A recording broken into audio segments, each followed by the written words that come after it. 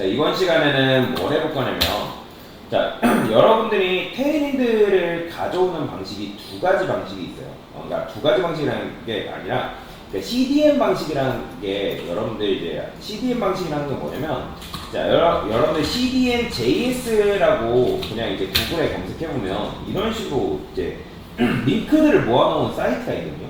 그러면 여기에는 굉장히 많은 라이브러리들을 모아놨어요. 그래서 우리가 TA라고만 해도 테일윈드 CSS가 이런 식으로 나오죠. 근데 보시면 버전이 뭐냐면 2.2.19 버전이에요. 그러니까 테일윈드 버전이 2점대 버전이 있고, 요거는 뭐 알아두면 좋은데, 왜냐면 우리는 테일윈드 CSS 라이브러리를 어차피 배웠으니까. 그러니까 CSS 라이브러리는 참고로 테일윈드 말고도 굉장히 많이 있습니다. 여러분들이 이제 구글에만 검색을 해봐도 라이브러리라고 쳐볼게요.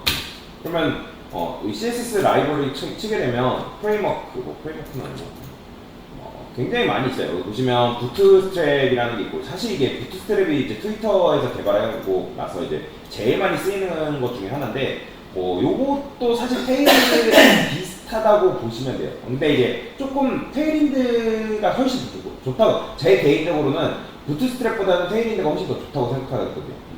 유연함이 있어요. 왜냐면 얘는 딱 짜여져 있고, 거기서 뭐 내가 코드를 뭔가 추가하거나 뭔가가 잘 안 되거든요. 그게 무슨 말인지 제가 이따 보여드릴게요. 그 다음 테일윈드 CSS. 여기 보시면 이제 뭐 이렇게 부트스트랩 메터리얼, 그러니까 부트스트랩이랑 사실 비슷해요. 어찌 보면. 그러니까 비슷한데 얘는 여러 가지 CSS 조합이 가능하다는 점에서 굉장히 많이 각광받는 CSS 라이브러리이기 때문에 제가 수업 때 다루고 있거든요. 그러니까 제가 계속 말씀드렸지만 CSS 라이브러리가 뭐 테일윈드만 꼭 써야 되냐, 그건 아니라는 거예요. 그러니까 여러분들 전통적인 방식으로 쓰겠다 하면 전통적인 방식으로 써도 되고, 나중에 여러분들이 제가 지금은 안 알려드리는데 실무하면 이거는 CSS 작성법인데, CSS 라이브러리가 아니에요. 이거는 작성법인데 사스라는 개념이 있고요. 사스라는 개념이 있고, 사스라고 한번 보여드릴게요. 사스라는 CSS 작성법 있어요. 요거 아마 여러분들 실무 가면 배울 거예요. 근데 지금은 상관없어요. 지금은 그냥 여러분들 일반적인 CSS 작성하는 방법을 배우셔야 돼요. 왜냐면 그게 되면 사실 사스는 여러분들 할 수가 있어요. 유연하게 할 수가 있기 때문에. 그래서 일단은 아주 뭐 고전적이다 하면 고전적이라 할 수 있지만, 일단은 테일윈드 방식을 이용해서, 테일윈드 방식은 고전적인 방식이 아닙니다. 지금도 각광받고 있는 CSS 스타일 라이브러리 중에 하나고 굉장히 많이 쓰입니다. 근데 이제 회사에서 만약에 테일윈드를 안 쓴다 하면 그건 뭐 어쩔 수 없죠. 어쩔 수 없고, 왜냐면 회사에 방침이 있으니까. 근데 여러분들 개인 포트폴리오 작업할 때는 굉장히 편합니다. 그리고 나중에 여러분들이 테일윈드를 조금 배워두게 되면, 익숙해지면, 혹시라도 여러분들 중에 나는 좀 퍼블리셔로 조금 일을 하다가 프론트엔드 개발자로 이직을 하겠다. 보통 이제 2년차 퍼블리셔 하고 나면 이제 보통 많이 이직을 하거든요. 1년 퍼블리셔 하고 프론트엔드 개발자로 이직하시는 분들 계신데, 프론트엔드 개발로 가게 되면 리액트라는 걸 배운단 말이에요. 그래서 리액트라는 걸 다루게 되면 스타일도 똑같아요. 스타일 작업을 해줘야 되는데 테일윈드로 스타일을 하게 되면 굉장히 편해집니다. 리액트 같은 경우. 그래서 제가 테일윈드를 알려드리는 거고요. 그거는 여러분들이 어떤 식으로 응용하고 사용을 하고 안 하고는 여러분들 자유예요. 저한테 있는 게 아닙니다. 자, 그래서 지금 이제 아까도 말씀드렸지만 테일윈드라는 게 2점대 버전이 있고요. 버전 2점대 버전이 있고, 그 다음에 2버전이랄까. 자, 3버전이 있고 2버전이 있어요. 그러면 2버전과 3버전의 차이는 도대체 뭐냐? 자, 여러분들이 보통 이제 테일윈드를 불러올 때 어떻게 불러오죠? 여기서 CSS 들어간 다음에 TA 검색해서 테일윈드 CSS 해가지고 여기다 링크를 걸잖아요. 지금 이렇게 링크 해가지고 여러분들이 거는 요 방식이 2점대 버전을 가져온 방식이에요. 그러면 2점대 버전 같은 경우는 여러분들이 만약에 스타일링을 한다? 그러면 BG 레드 500, 그 다음에 뭐 FW16, 제가 뭐 높이 16이라 할게요. 그러면 이런 식으로 하게 되면 사각형이 나오는 거예요. 조금 하면 23이라 좀 더 키울게요. 36으로.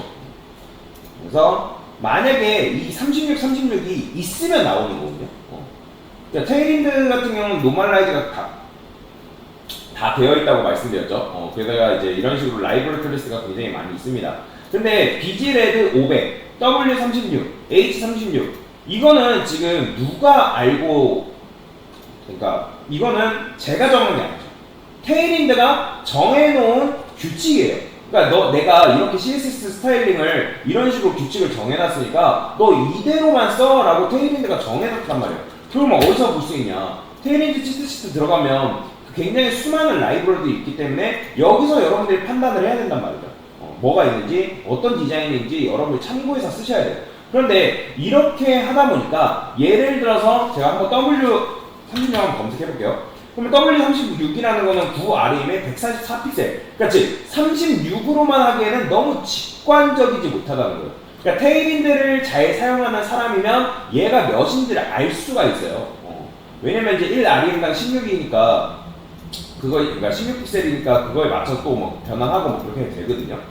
그러니까 그런 식으로 이제 작업을 해도 되지만 그렇게 하기도 번거롭고, 예를 들어 W만 검색했어요.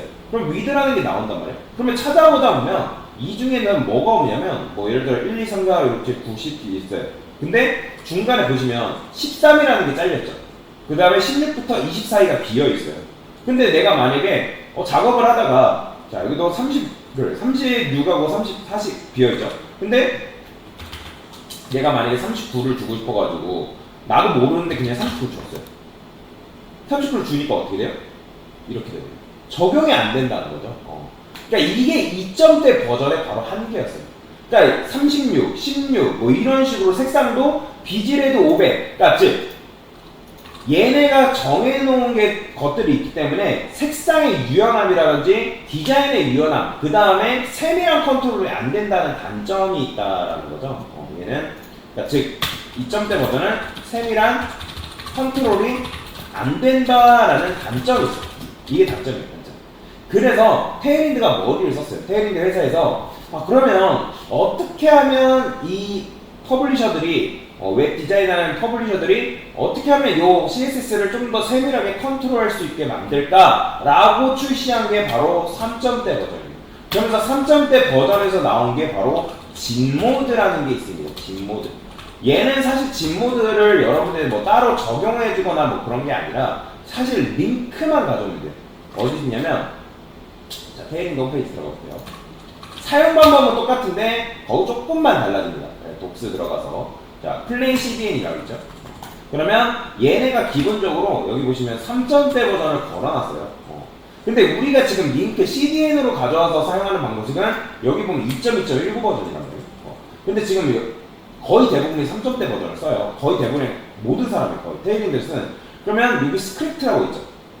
요걸 가져다 써야 됩니다. 요걸 그대로 복사해서 자, 그러면 요거 두 번 걸게요. 이런 식으로 붙여넣으면 끝이에요. 그러면 강사님 요거 했는데 어차피 이렇게 쓰나 동일한 결과가 39는 없으니까 안 나오는 거 아니에요? 맞아요. 근데 얘는 2점대 버전이랑 3점대 버전이랑 같이 쓸 수 있어요. 그러니까 이제 라이브러리 이런 식으로 많은 것들을 3점대에서도 동일하게 적용해서 쓸 수 있다는 거죠. 근데 아까도 말씀드렸지만 3점대 버전에서 장점은 뭐다? 세밀한 컨트롤이 가능하다라는 거예요. 그러면 도대체 3점대 버전에는 뭐 어디가 있냐? 검색을 해볼게요. JIT이라고 검색을 해보겠습니다. 안 나오나? JIT. 여기 있다. JIT 엔진이라고 되어 있어요. Migration to the JIT 엔진이라고 되어 있죠. 그래서 JIT 엔진이라는 게 이런 식으로 있습니다. 그러면 사용 방법에 대해서도 이렇게 이제 나오는데, 뭐 여러분들 영어 되면 영어 한번 읽어보시면 되고요. 좀 세밀한 컨트롤이 돼요. 이렇게. 근데 이제 보면 이렇게만 봤을 때는 크게 모른단 말이에요. 도대체 이게 세밀한 컨트롤인지 세밀한 컨트롤이 아닌지 크게 파악이 안 돼요. 자, 근데 이거를 이제 어떻게 하는지 한번 보여드리겠습니다. 위로 쭉 올려서 이게 어쨌든 진모드에 대한 소개거든요. 진모드 사용 방법에 대해서 또 나온 게 있나? 업그레이드 가이드, 소스 없네요. 자, 그러면 이렇게 쓸 수 있어요. 여기다가 자 지금 이제 39 이렇게 이제 썼다면 지금 이제 36 도대체 얘는 몇 픽셀인지 정확히 모른단 말이에요. 그죠? 이렇게만 보면 모르잖아요.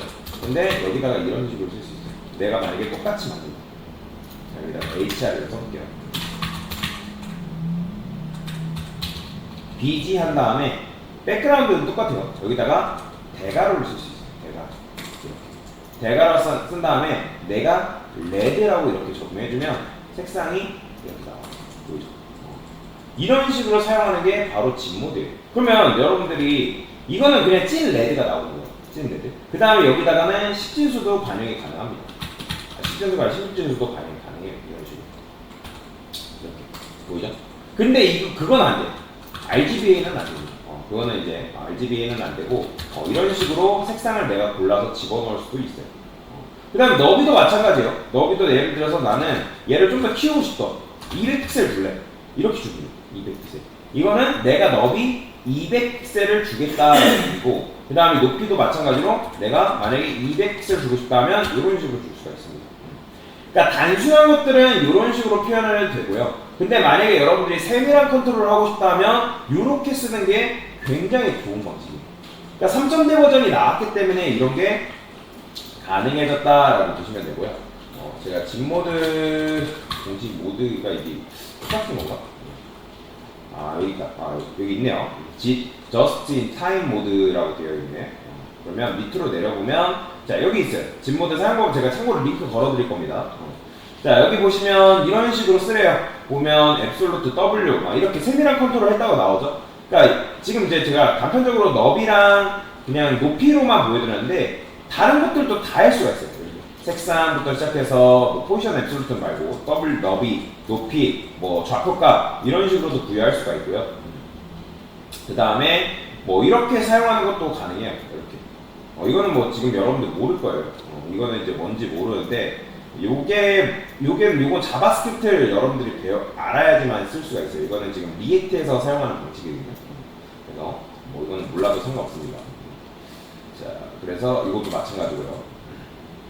이제 밑에 걸 보시면 돼요. 이런 식으로 준다.